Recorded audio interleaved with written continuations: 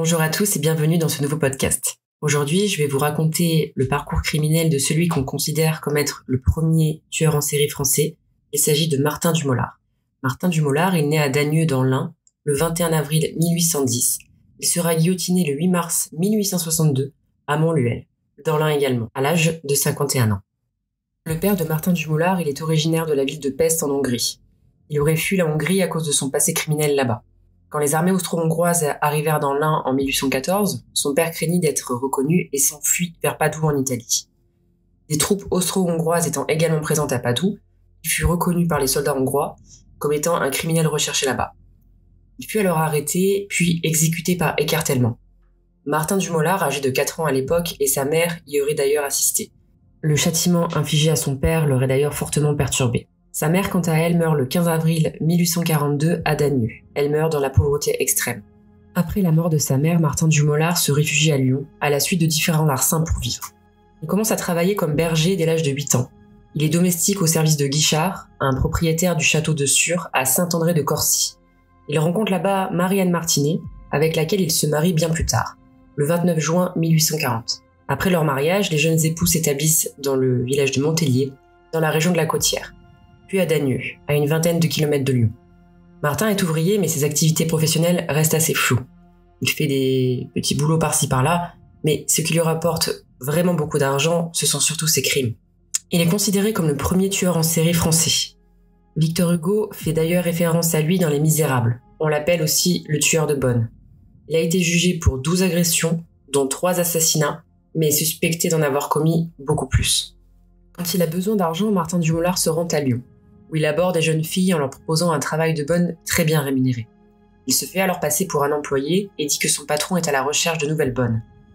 Le salaire plus que convenable proposé par Dumolard convainc généralement les jeunes filles qui le suivent, en espérant changer de vie. Sa seule condition est qu'il leur demande de ne prendre qu'avec elles leurs affaires les plus précieuses, c'est-à-dire leurs habits, leurs bijoux, de l'argent. Il faut dire que malgré son air un peu bourru, avec sa longue barbe et sa carrure trapue, il a l'air un peu nigaud sur les bords, et donc les filles ne se méfient pas. Elles rassemblent alors leurs affaires dans un petit baluchon et le suivent à travers les chemins de campagne et les bois. Une fois à l'abri des regards, il finit par les agresser. Il les viole et, pour les plus malchanceuses, les tue. Il s'empresse ensuite de retirer leurs vêtements et les enterre.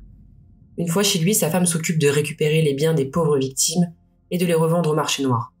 Sa première victime se nomme Marie Badet. Elle sera tuée dans la forêt de Monttaverne et le corps sera retrouvé par des chasseurs en février 1855. Des clichés de la victime seront faits permettre de pouvoir identifier le corps meurtri et mettre un nom sur son visage. Son identification va prendre plusieurs mois. Elle sera une première fois identifiée sous le patronyme de Marceline Ganelli, avant d'être enfin identifiée par ses parents, les Badet. Le jour de sa disparition, son employeur, Madeleine Ossandon, dira que la jeune fille avait donné sa démission pour une nouvelle place payée plus de 200 francs annuels de l'époque.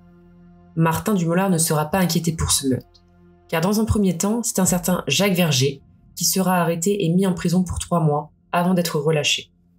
Un second suspect sera envisagé, mais il se trouve que l'homme se trouvait en prison au moment du. Il aura donc un alibi.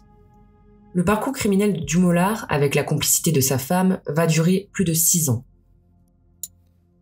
Pendant ce temps-là, il va tuer d'autres victimes, en agresser certaines, avec toujours le même mode opératoire. Certaines auront quand même la chance de s'enfuir à temps et de s'en sortir. Dumolard ne sera jamais inquiété jusqu'à ce qu'il fasse la rencontre de Marie Pichon. Le 28 mai 1861, il aborde Marie Pichon sur le pont de la Guillotière à Lyon.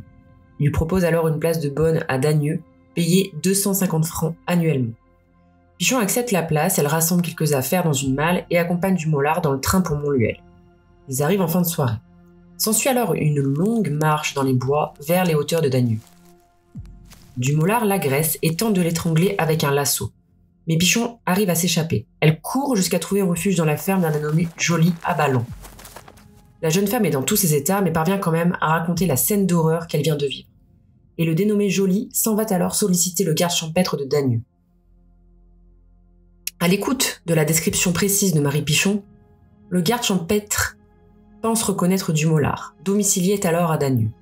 Après une rapide visite à son domicile, le garde champêtre est convaincu que Dumolard est l'agresseur de Marie Pichon. Il part immédiatement avertir le juge Genot de Montluel, qui ordonne l'arrestation du suspect le 2 juin 1861. Le lendemain, une première confrontation a lieu entre Marie Pichon et Martin Dumolard. Elle le reconnaît immédiatement. Lui nie les faits, mais est quand même reconnu coupable. L'enquête permet d'établir que l'un des objectifs des assassinats est le vol de tissus et d'habits. Car lors de la perquisition au domicile du prévenu, les enquêteurs découvrirent plus de 1250 vêtements de femmes, de la lingerie, de la dentelle, des bonnets, appartenant à 646 victimes différentes. Alors, il ne les aura pas toutes tuées, mais pour la plupart, elles ont été agressées, violées et dépouillées de leurs affaires. D'ailleurs, parmi ces objets retrouvés, on retrouvera les affaires de la pauvre Marie Badet, la première victime de Martin Dumolard. Dumolard et son épouse sont emprisonnés à Trévoux, en attendant leur procès qui se tiendra le 29 janvier 1861 à Bourg-en-Bresse. Le procès se tient du 29 janvier 1861 au 1er février 1862, soit 5 jours, et se déroule au palais de justice de Bourg-en-Bresse, devant une foule de 4000 à 5000 personnes et de journalistes venus couvrir l'événement. À la suite du procès, Dumolard est condamné à la guillotine et sa femme, jugée pour recel des biens des victimes, est condamnée à 20 ans de travaux forcés.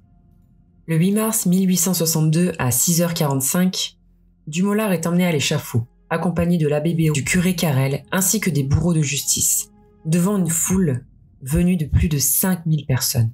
Dumolard s'avance à pied jusqu'à la place Bourgeat de Montluel, où est installé l'échafaud, sur lequel il accepte de s'agenouiller et d'embrasser le crucifix présenté.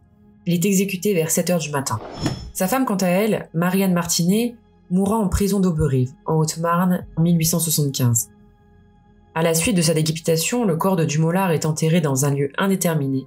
La tête du condamné est envoyée à l'école de médecine de Lyon dès début mars 1862. Dès réception, des études sont lancées pour analyser le crâne de Dumolard. La phrénologie, l'étude des bosses du crâne étant très en vogue à cette période-là pour les criminels, plusieurs moulages du crâne de Dumolard seront faits, mais l'on n'y apprend rien. Martin Dumolard, alias le tueur de bonnes de Lyon, reste dans les mémoires comme le premier tueur en série français. Voilà, ce podcast est désormais terminé, et moi je vous dis à très vite pour une nouvelle petite histoire criminelle.